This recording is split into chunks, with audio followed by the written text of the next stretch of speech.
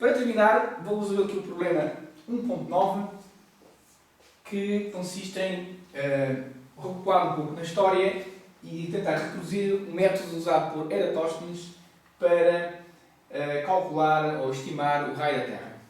Eratóstenes foi a primeira pessoa a ter feito esse cálculo, fazer essa estimativa, bastante antes de Cristo, e o método que ele usou, um método bastante simples, consiste em observar o facto de que durante o solstício de verão havia um ponto no Egito no qual o Sol estava a pino, ou seja, fazia um ângulo de 90 graus em relação à superfície da Terra. E, portanto, entrava diretamente sob um poço profundo que havia lá no Egito. Portanto, aqui, se considerarmos aqui a luz do Sol, portanto, em termos matemáticos, quer dizer que havia aqui um ângulo de 90 graus no dia 21 de junho.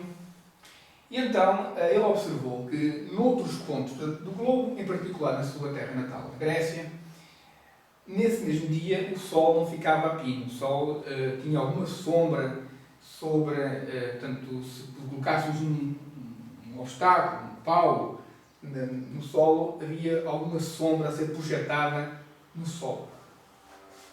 Ok? Aqui a 0 graus.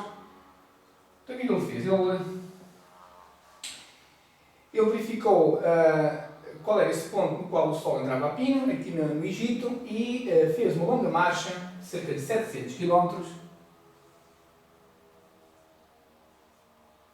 desde esse ponto até a sua terra natal. Portanto, vamos pôr aqui D.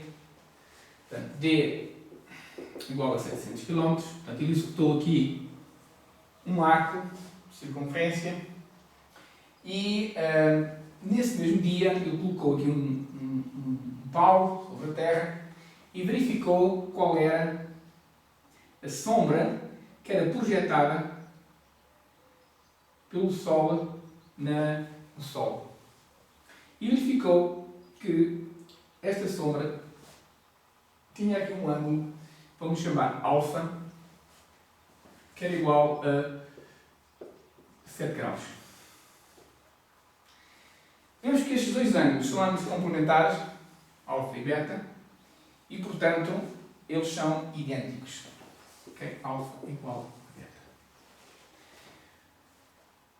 Portanto, o que Eratóstenes fez foi uma coisa muito simples, uma regra 3 simples. Sabia se andar 700 km iria conseguir encontrar um ângulo de 7 graus. Para percorrer toda a superfície terrestre, eu teria que andar uma distância x. Portanto, usando uma regra 3 simples, 7 graus está para 700 km, assim como 360 graus está para x. Onde x é o perímetro, tiramos o perímetro no fundo da Terra, é igual a 2 πr, é o perímetro, e dá cerca de 40 mil km, e a partir do perímetro tiramos o raio, dá o raio da Terra de 6,378 vezes 10 à terça quilómetros, cerca de 6.400 quilómetros. Na verdade, peço desculpa, este é o raio real, o raio que ele calculou, este é o raio conhecido atualmente, ou seja, vamos chamar real. O raio que ele calculou foi, o raio que resultou aqui deste cálculo foi de 5.730 km.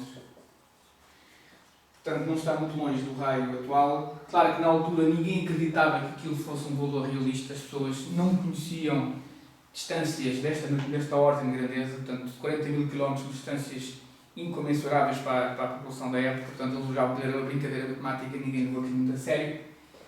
E se quisermos responder então qual é o erro no cálculo que o Eratosthenes fez no cálculo do raio da Terra, fazendo o quociente entre os dois valores, portanto 6.378 é dividido por 5.730, vemos que isto é aproximadamente 1,1, ou seja, que há uma diferença de aproximadamente 10%.